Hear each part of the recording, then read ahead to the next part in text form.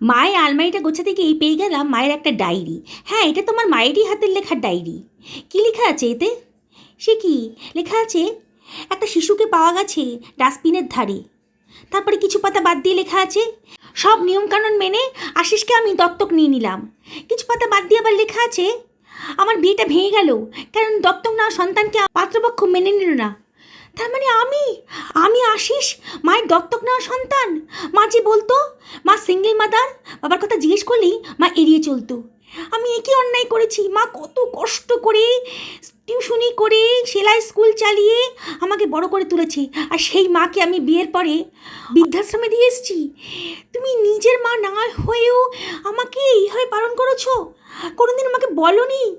প্রচণ্ড জোরে গাড়ি চালিয়ে আমি চললাম, আজকেই মাকে ফিরিয়ে নিয়ে আসবো।